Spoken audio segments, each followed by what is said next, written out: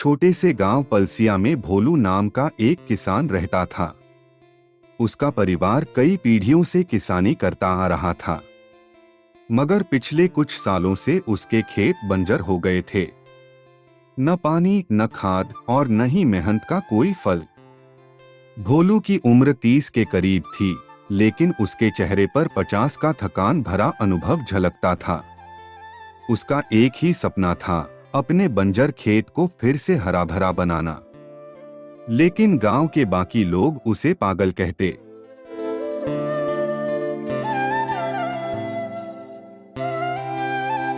भोलू, अब वो खेत छोड़ दे, शहर जा, मजदूरी कर, पेट तो भरेगा। भोलू हर साल बारिश के मौसम का इंतजार करता। इस बार भी उसने जून के पहले हफ्ते में बीज बो दिए थे, लेकिन बादल रूठ गए। जमीन और फसलें दोनों सूखने लगीं। घर में बस उसकी बूढ़ी माँ और छोटी बहन थी। माँ कहती, बेटा अब मान जा, मत झोंक अपनी जिंदगी इस मिट्टी में। मगर भोलू हर सुबह सूरज से पहले उठता, खेत में पानी के लिए खुदाई करता, पुराने नाले की सफाई करता। गांव वालों को हंसी आती, पानी आए तो चुल्लू में डूब मरेगा। एक दिन जब भोलू नाले की सफाई कर रहा था, उसे वहां पुराने पत्थरों की एक परत दिखी। उसने जरा और खुदाई की तो नीचे से पानी की नमी महसूस हुई। वह हैरान था। उसने खुदाई जारी रखी और 2 दिन में वहां से पानी की पतली धार बहने लगी।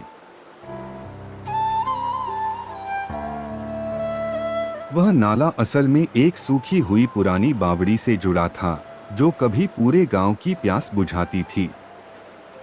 भोलू भागा भागा गया और गांव के मुखिया से कहा, सरपंच जी, ये देखिए, बावड़ी फिर से जिंदा हो रही है। सरपंच पहले तो हंसे, पर जब खुद आकर देखा तो चौंक गए। भोलू की मेहनत देख गांव के कुछ नौजवान उसके साथ जुड़ गए। सबने मिलकर नाले की खुदाई की, बावड़ी की मरम्मत की और पूरे गांव में एक छोटी सी सिंचाई प्रणाली बनाई। खेतों तक पानी पहुंचने लगा। गांव की सूखी जमीन फिर से मुस्कुराने लगी।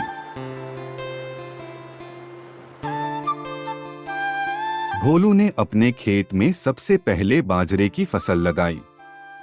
धीरे धीरे उसकी जमीन में हरियाली लौट आई।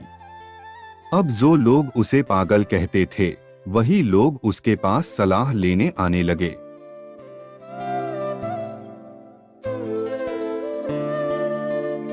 भोलू ने गांव के एक लड़के राजा को, जो शहर में पढ़ाई करता था, बुलाया। राजा ने मिट्टी की जांच करवाई और बताया कि किस तरह की फसलें उस जमीन में ज्यादा उपज देंगी।